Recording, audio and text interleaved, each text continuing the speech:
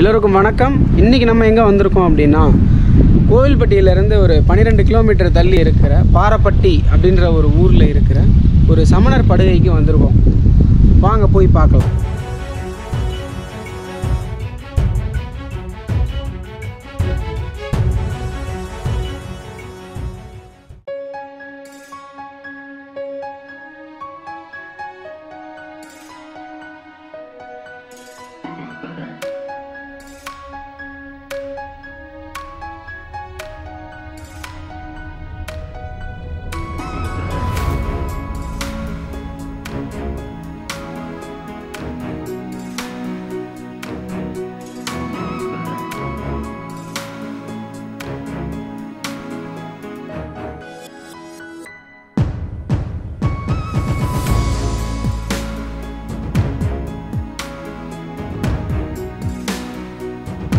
இப்போ அந்த இடத்துக்கு வந்துட்டோம்.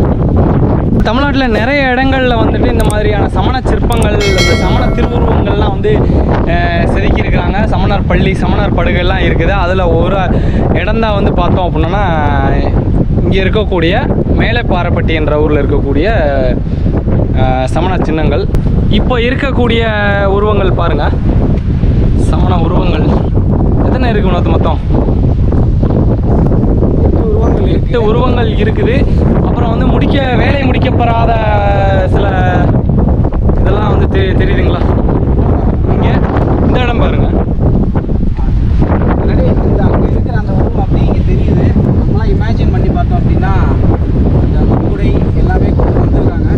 அப்படியே ஸ்டாப் பண்ணிட்டாங்க, என்னன்னு தெரியல. அப்படியே ஸ்டாப் ஆகி வேலை முடிக்கப்படாத ஒரு சமணர் படுகை, சமண திருவுருவங்கள் பொறித்த ஒரு பாறை வந்து இருக்குது அப்படின்னா, கோவில்பட்டி குருமலைக்கு பக்கத்தில் இருக்கக்கூடிய பாறைப்பட்டி என்ற ஊரில் தான் வந்து இப்போதைக்கு நம்ம தகவல் வந்து இது மூலமாக தெரிஞ்சுக்கணும். சமணர்கள் அப்படின்ற அமணர்கள் யாருன்னு பார்த்தீங்க அப்படின்னா, இப்போது பொதுவாக வந்து புத்த மதம் இருந்த காலத்தில் வந்து அதுக்கு ஆப்போசிட்டாக இருந்த ஒரு மதம் அப்படின்னா அது வந்து ஜெயினிசம், அதாவது சமணர்கள் காலம். அப்போது வந்து பார்த்தீங்க அப்படின்னா, முதலாம் தீர்த்தங்கரான்னு சொல்லக்கூடிய ரிஷபானந்தா அப்படின்றவர் ஃபஸ்ட்டு.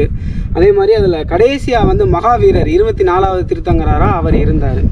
ஸோ அவர்களுடைய காலகட்டம்லாம் முடிஞ்சதுக்கப்புறம் அவர்களுடைய நினைவாகவும் சரி, அவர்கள் வழிபட்ட கடவுள்கள், அவங்களோட அந்த மெடிடேஷன் தியான நிலைன்னு இருக்குது பார்த்தீங்களா, அதை எல்லாமே அவங்களோட ஞாபகார்த்தமாகவும் அவர்களை வந்து வழிபடுறதுக்காகவும் இந்த மாதிரி ஒரு சிற்பங்களாக வந்து அங்கங்கே உள்ள பாறைகளை வந்து அவங்க செலக்ட் பண்ணி, ஒரு மலைகளை செலக்ட் பண்ணி அங்கே வந்து இந்த மாதிரி கல்வெட்டுகள், அதை மாதிரி உருவங்கள்லாம் செதுக்கி வைக்கிறது அவங்களுடைய வழக்கங்களாக இருந்து வந்தது. இப்போது இவங்க வந்து இந்த இதில் வந்து என்ன சொல்ல வராங்க அப்படின்னு பார்த்தீங்கன்னா, இவங்க வந்து ஆடை அணிய மாட்டாங்க. ஆடை அணியாததுனால தான் இவர்களை வந்து அமணர்கள்னு சொல்லி நம்ம சொல்கிறோம். அதே மாதிரி பார்த்தீங்கன்னா, எதுக்காக ஆடை அணிய மாட்டாங்க அப்படின்னா, இவங்க வந்து அதுக்கு பதிலாக தான் இவங்க அந்த பிரதிபலிப்பாக இருக்கணுங்கிறதுக்காக முக்குடை அப்படின்ற ஒரு அமைப்பை வந்து எல்லா சிலைகளிலையுமே வச்சுருப்பாங்க. இந்த முக்குடை அமைப்பு அப்படிங்கிறது என்ன அப்படின்னா, அவர்களுக்கு இந்த குடையினுடைய நிழல் தான் அவங்களுக்கு வந்து ஆடை மாதிரி. ஸோ அதை வந்து அவங்க எப்போவுமே வந்து வச்சு தான் அவங்களுடைய சிலைகளை வந்து வடிச்சிருப்பாங்க. பராமரிப்புன்றது வந்து சுத்தமாக கிடையாது. சிலைகள் எல்லாம் வந்து ரொம்ப சேதப்படுத்தியிருக்குது. முக அமைப்புலாம் வந்து சிதைக்கப்பட்டிருக்குது. பார்த்தாலே தெரியும். அழியக்கூடிய நிலைமையில் தான், விளிம்பில் தான் இருக்குதுன்ற ஒரு வருத்தமான செய்தி கண்டிப்பாக வந்து சொல்லி ஆகணும். இதுக்கு முன்னாடி வந்து நம்ம என்ன பார்த்தோம், கழுகுமலையில் உள்ள சமணர் படுகை பார்த்துருப்பீங்க, சமணர் பள்ளி பார்த்துருப்பீங்க. அதெல்லாம் பார்த்தீங்கன்னா இந்த சிலைகளுக்கு மேலே வந்து ஒரு வடிகால் மாதிரி அமைப்புலாம் அவங்க செஞ்சு வச்சுருந்தாங்க.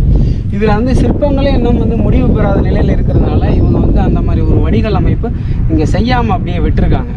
ஆனால் இந்த இடம் வந்து பார்த்தீங்க அப்படின்னா ஒரு நல்ல ஒரு அமைதியான ஒரு இடமா இருக்குது.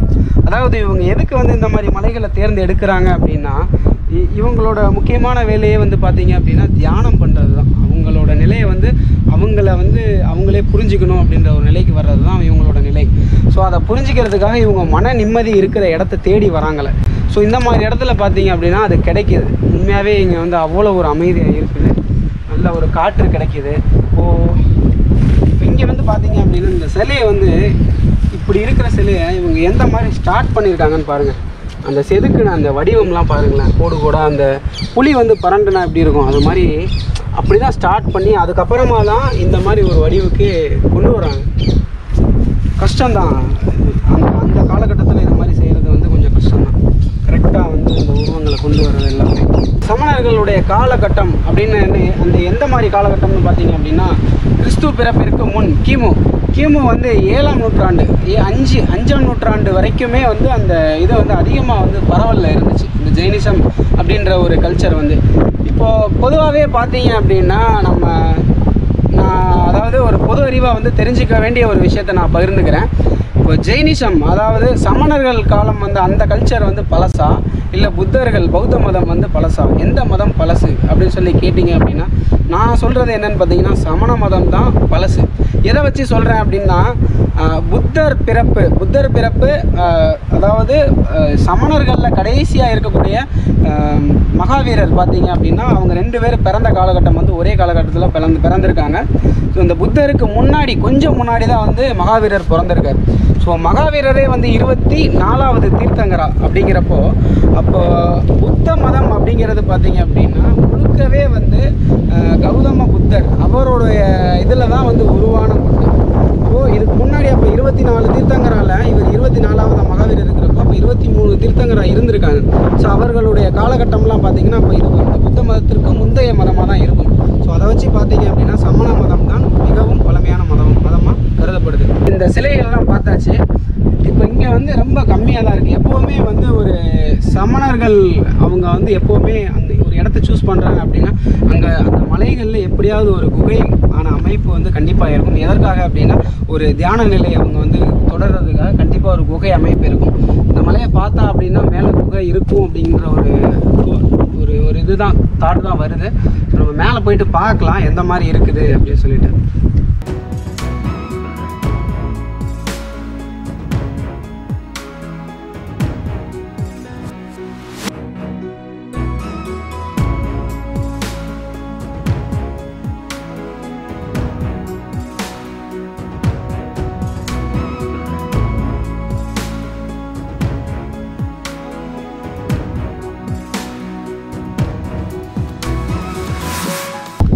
சொல்லியிருந்தேன் இல்லையா, கண்டிப்பாக ஒரு குகை அமைப்பு இருக்கும். ஒரு மலை பக்கத்தில் வந்து அவங்க பள்ளி வச்சுருந்தாங்கன்னா கண்டிப்பாக இருக்கும்னு சொன்னாங்க.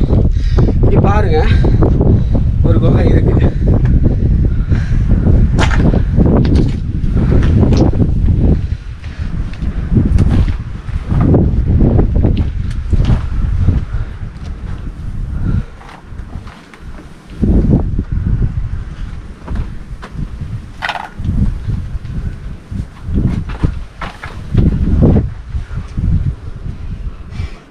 உள்ளேயுமே வந்து குகை இருக்குது, உள்ளே எக்ஸ்டெண்ட் ஆகி போகுது. அதாவது படுத்துகிட்டே போனால் கொஞ்சம் அந்த மாதிரி நகர்ந்து போனால் போகலாம். எதனால் கல்லெல்லாம் போட்டு அடைச்சி வச்சுருக்காங்கன்னு தெரியல. ஆனால் உள்ளே கண்டிப்பாக வழி இருக்குது, ஃபுல்லாக அடைச்சி வச்சுருக்காங்க.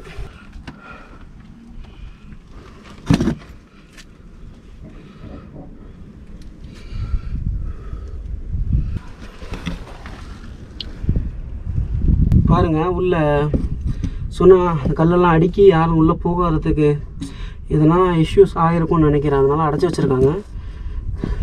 உள்ளே எந்த அளவுக்கு இருக்குன்னு பாருங்கள். ஒரு ஆள் நல்லாவே ரெஸ்ட் எடுக்கலாம், இந்த மாதிரி இருக்குது.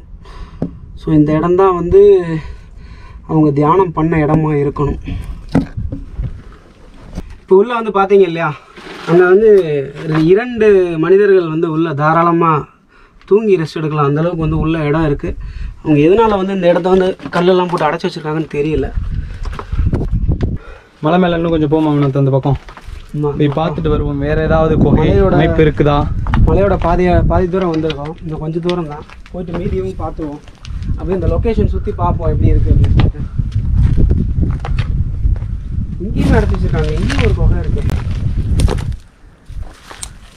இது இந்த குகை பெருசாக இருக்குது. வவ்வாலாம் இருக்கும் போலையா. இது அதை விட கொஞ்சம் ஒரு மேலெடுக்கு. இங்கேயும் பார்த்தீங்க அப்படின்னா அங்கங்கே இருக்குது, நிறையா இருக்குது. இது பயங்கரமாக இருக்கு இந்த குகை. வவ்வால்கள் நிறைய இருக்கு இங்கே. வவ்வால் ஏகப்பட்டது இருக்குது. இந்த பார்த்தீங்க அப்படின்னா கிட்டத்தட்ட ஒரு 10 பேருக்கு மேலே வந்து தங்கக்கூடிய ஒரு அமைப்பு இருக்குது.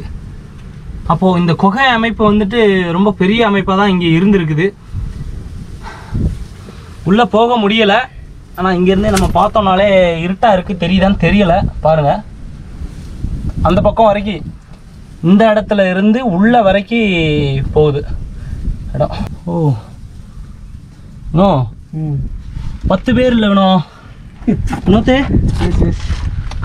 வாய்ப்பே இல்லை. கிட்டத்தட்ட ஒரு 15 நபர்கள் வந்து ஓய்வு எடுக்கக்கூடிய அளவுக்கான அமைப்பு வந்து இருக்குது உள்ள. இங்கேருந்து இருட்டாக இருக்கிறதுனால தெரியல, உள்ளவும் போக முடியலை.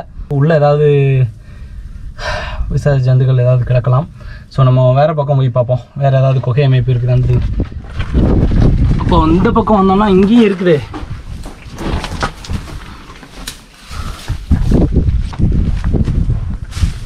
இது ஒரு சின்ன ஒரு கேப்பு தான், அதை அடைச்சி வச்சுருக்கு. ஸோ மேலே போய் பார்ப்போம். பார்த்து வலிக்கிறாம.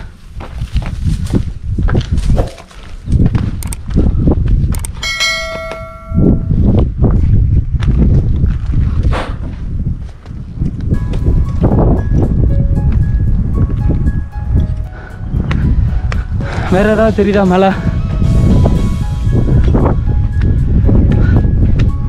இப்படி போகணும், இப்படி போகணும்.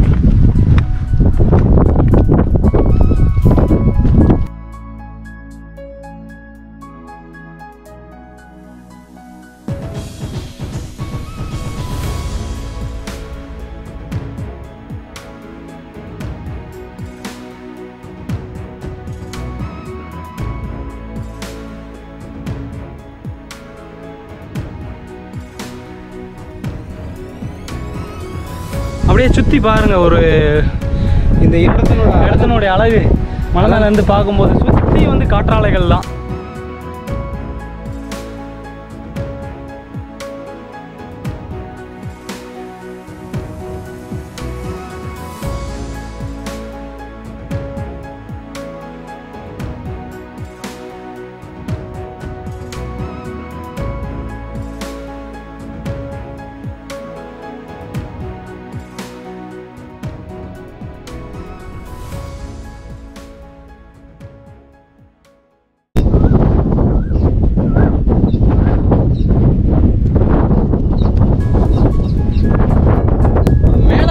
போயிட்டு வந்துட்டோம், மலை உச்சியிலேருந்து பார்த்தோம், ஏரியா சுற்றி எப்படி இருக்குன்றதை தெரிஞ்சுக்கிட்டோம்.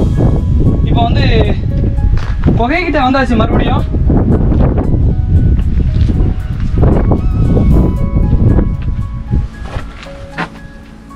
இப்போ இந்த குகையை வந்துட்டு முன்னாடி அந்த காலத்தில் சமணர்கள் அவங்க வந்து எந்த மாதிரியான வாழ்க்கை முறை வாழ்ந்துருக்குறாங்கன்றதை வந்துட்டு நம்ம வந்து தெரிஞ்சுக்க முடியுது இதிலிருந்து.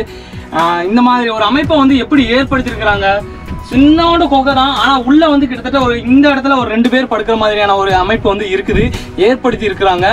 அப்படின்றத வந்து நம்ம கற்பனைக்கு கூட எட்ட முடியாத அளவுக்கு அந்த மாதிரி அவங்க வந்து ஒரு வாழ்க்கையை வாழ்ந்துருக்காங்கன்ற தகவலை வந்து இங்கே நம்ம தெரிஞ்சுக்க முடியுது. இந்த வீடியோ உங்களுக்கு பிடிச்சிருக்குன்னு சொல்லி நம்புகிறேன். இது ஒரு பயனுள்ள வீடியோவாக